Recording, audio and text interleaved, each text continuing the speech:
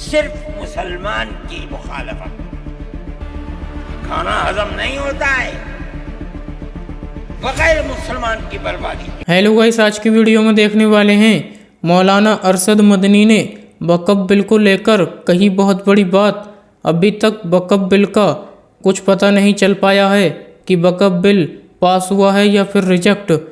आखिर मौलाना अरशद मदनी ने नीतीश कुमार और चंद्रबाबू नायडू को लेकर क्या कहा, चलिए देखते हैं video. Original video link description में। अगर आप हमारे चैनल पर पहली बार आए हैं तो चैनल को जरूर सब्सक्राइब करें, वीडियो लाइक करें, वीडियो को ज़्यादा से ज़्यादा शेयर करें।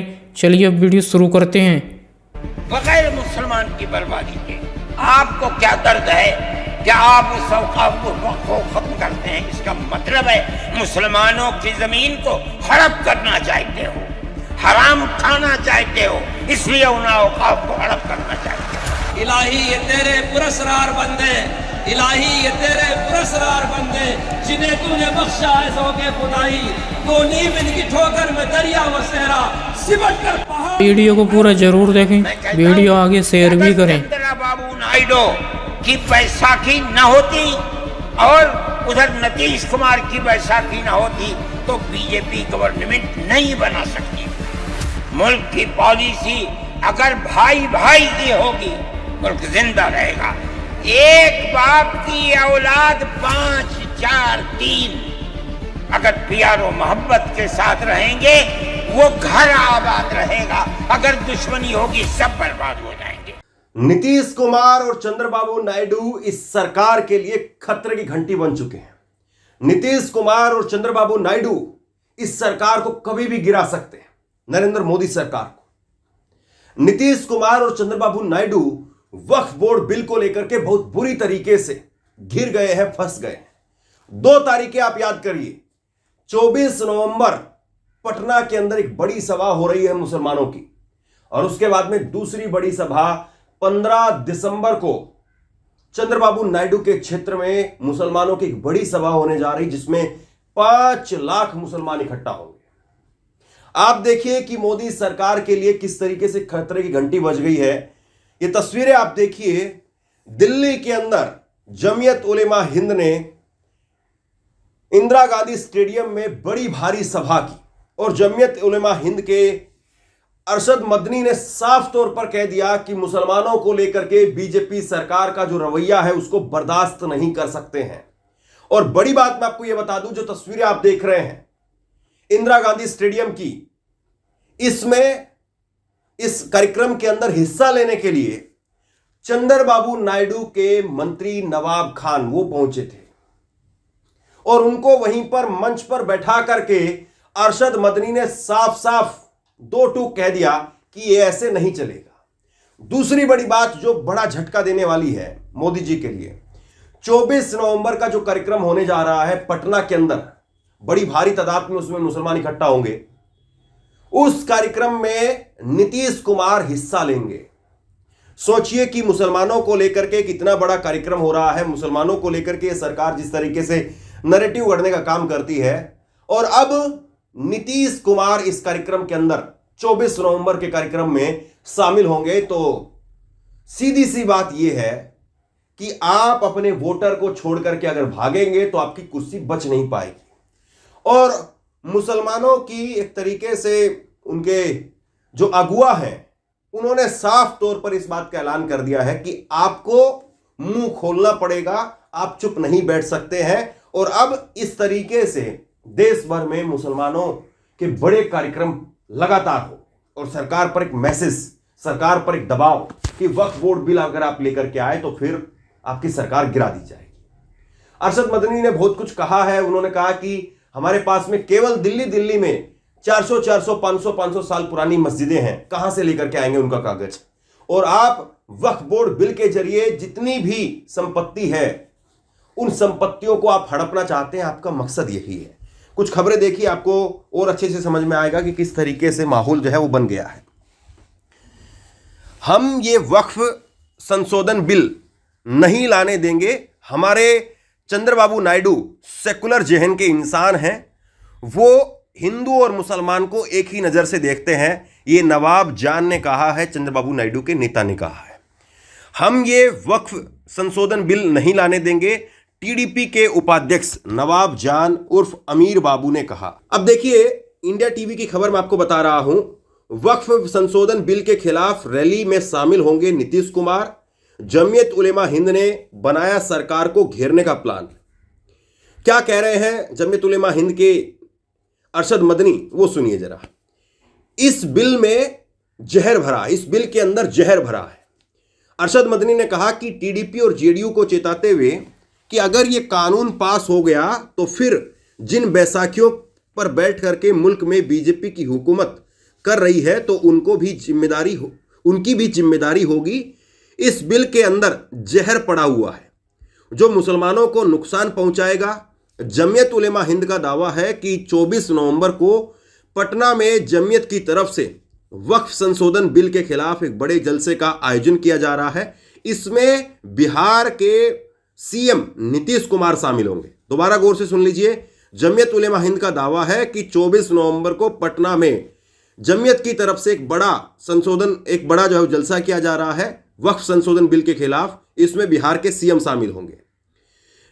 केंद्र में सत्ता की भागीदारी, टीडीपी के मुखिया का जिक्र करते हुए अरशद मदनी ने कहा कि मैं नायडू का शुक्रिया करता हूं कि बीजेपी की हुकूमत को मुल्क के लोगों ने हरा दिया, लेकिन 2 बैसाखियों पर बीजेपी की हुकूमत बैठी हुई है। नवाब जान, उनकी तरफ इशारा करते हुए कहा, नवाब जान टीडीपी के वाइस प्रेसिडेंट को चंद्रबाबू नायडू ने यहां भेजा है, इस कार्यक्रम के अंदर भेजा है, जो यहां की बात को उनको बताएंगे। इस महीने के आखिरी में हम 15 दिसंबर को चंद्रबाबू नायडू के क्षेत्र में 5 लाख मुसलमानों को इकट्ठा करेंगे। तो आप समझ जाइए कि किस तरीके से जो है वो मुसलमानों ने प्रेशर बनाना शुरू कर दिया है। मुसलमानों के जो अगुआ हैं उन्होंने प्रेशर बनाना शुरू कर दिया है और अब सरकार के लिए बड़ी मुसीबत यही हो गई है कि वो इससे कैसे निपटेगी। और नीतीश कुमार पर सबसे ज्यादा प्रेशर है। नीतीश कुमार के चुनाव अगले साल है। चंद्रबाबू नायडू की जो सत्ता है वो तो फिर भी अभी आई है, उनके पास में एक लंबा वक्त है। हालांकि चंद्रबाबू नायडू ने जिस तरीके से मुसलमानों को लेकर के जो उनके घोषणा पत्र में वादे किए गए थे कि मुसलमानों को हज यात्रा के लिए एक तरीके से सब्सिडी दी जाएगी, मुसलमानों की जो मस्जिदें हैं उनको सरकारी जो है वो इमाम के तौर पर एक सैलरी मिलेगी 10-10 हज़ार रुपये, हर मस्जिद को 1-1 लाख रुपए सरकारी सहायता दी जाएगी। तो बहुत कुछ उन्होंने मुसलमानों के लिए दरवाजे खोले हुए हैं और उनको पता है कि मुसलमानों को आप ये जो पैसा दे रहे हैं, इस पैसे के सहारे खरीद करके या उनके वोट को खरीद करके आप जो है वो सत्ता में बने रहें, ऐसा मुमकिन नहीं है। ये सही बात है कि एक बड़ा पैसा, बड़ा अमाउंट वो मुसलमानों के ऊपर वहां पर बरसा रहे हैं, लेकिन सबको पता है अगर परसेप्शन आपके खिलाफ हो गया, अब बीजेपी से ज्यादा पैसा कौन बरसा सकता है। लेकिन मुसलमान फिर भी बीजेपी के साथ क्यों नहीं जा रहे? क्योंकि लगातार जिस तरीके से बीजेपी के मुख्यमंत्रियों ने मुसलमानों को लेकर के जो बातें कही, उससे बीजेपी के लोग, उससे मुसलमान तबका जो है नाराज है। और असम के सीएम हिमंता बिस्वा शर्मा जिस तरीके से लगातार बात कहते रहे हैं, उसको लेकर के तो अरशद मदनी ने काफी कुछ कहा है। आगे मैं आपको सुनवाता हूं। हिमंता बिस्वा शर्मा, सबसे बड़ा सवाल यह है कि हिमंता बिस्वा शर्मा ने जिस तरीके से मुसलमानों को लेकर के जो बातें कही, क्या बीजेपी उसको जो है वो झेल पाएगी? उस नाराजगी को, उस तेवर को झेल पाएगी? सवाल ये। हरियाणा में असम के सीएम बोले, हमें डॉक्टर इंजीनियर चाहिए, मुल्ला नहीं। देश में एक एक बाबर को धक्का देकर के निकालेंगे। 600 मदरसे बंद किए हैं, बाकी भी करूंगा। तो इस प्रकार से ये हिमंता बिस्वा शर्मा जो है वो लगातार देश भर में लगातार इसी तरह से माहौल बना करके मुसलमानों को लेकर के अनाप शनाप बातें, या यूं कहें कि जहर उगलते हुए घूमते रहते हैं। ये हरियाणा चुनाव के समय पर उन्होंने बातें कही थी, इसी प्रकार से वो अब झारखंड में लगे हुए हैं। झारखंड में भी इसी तरह से कि अगर इरफान, अंसारी, आलम ये आएंगे तो आपका बहन बेटियों को उजाड़ देंगे, लूट लेंगे, आपके घरों को लूट लेंगे, इस तरह की बातें जो वो कह रहे हैं। और बीजेपी वो जानती है कि हिमंता बिस्वा शर्मा से उसको फायदा होता है, लेकिन आखिरी में एक बड़ा तबका जो नीतीश और नायडू का है वो मुसलमान ही है और मुसलमानों को नाराज करके नीतीश और नायडू सरकार में बने नहीं रह सकते हैं। चंद्रबाबू नायडू के लिए तो फिर भी ये राहत है कि उनके पास में एक वक्त है अभी, लेकिन नीतीश कुमार, उनके पास में वक्त नहीं है। अगले साल चुनाव होने और अगले साल चुनाव में अगर नीतीश कुमार को वहां के लोगों ने ठेंगा दिखा दिया, मुसलमानों ने ठेंगा दिखा दिया, तो नीतीश कुमार दहाई के आंकड़े तक नहीं पहुंच पाएंगे। और नीतीश कुमार अगर दहाई के आंकड़े तक नहीं पहुंचे तो फिर मामला बिल्कुल सफाचट होगा। नीतीश कुमार को बीजेपी कोई सिर पर बैठा करके रखने वाली नहीं है। और नीतीश कुमार अभी भी जो 40-42 सीटें उनकी है, या पहले जो 70-80 सीटों के आसपास घूमते रहते थे, उसमें एक बड़ा हिस्सेदारी जो है वो मुसलमानों की है। अब टीडीपी के उपाध्यक्ष नवाब जान वो क्या कह रहे हैं सुन लीजिए। आंध्र प्रदेश के सीएम एन चंद्रबाबू नायडू धर्मनिरपेक्ष मानसिकता वाले व्यक्ति हैं, वो हमारे सीएम भी हैं। वो मुसलमानों को नुकसान पहुंचाने वाले विधेयक को लागू नहीं होने देंगे। चंद्रबाबू नायडू हमेशा कहते हैं कि उनकी दो आंखें हैं, एक हिंदू है और एक मुसलमान है। एक आंख को नुकसान पहुंचाने पर पूरे शरीर पर असर पड़ता है।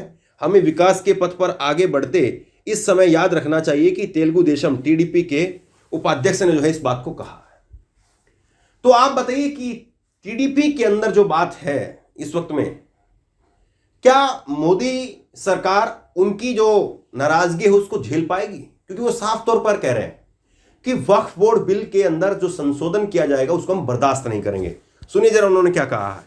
हम सब कुछ बर्दाश्त कर लेंगे, लेकिन देश की एकता को नुकसान पहुंचाने की किसी भी कोशिश को बर्दाश्त नहीं करेंगे। यह सीधा मैसेज है। और पहली बार ऐसा हो रहा है कि यह वक्फ बोर्ड संशोधन बिल को लेकर के जो जेपीसी हुई, उस जेपीसी में जिस तरीके से हंगामा मचा, उस जेपीसी में कांच की बोतल तोड़ दी गई, एक सांसद घायल हो गया। आसान नहीं है ये।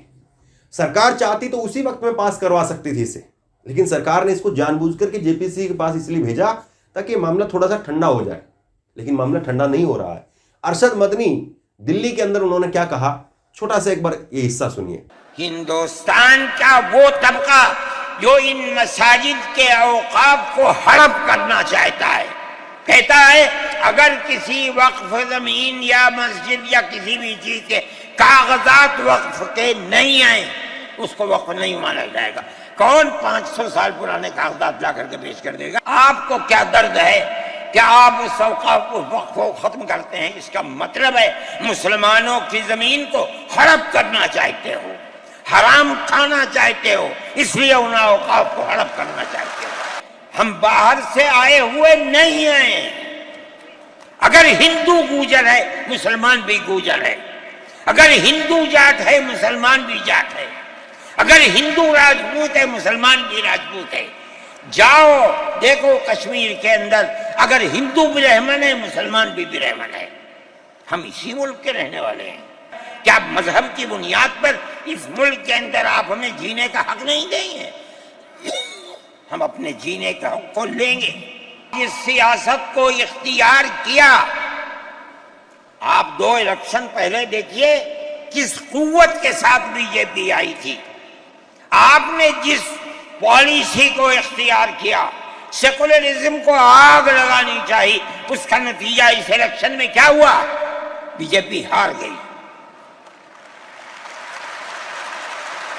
मैं कहता हूं कि अगर चंद्रबाबू नायडू की बैसाखी न होती और उधर नीतीश कुमार की बैसाखी न होती तो बीजेपी गवर्नमेंट नहीं बना सकती थी।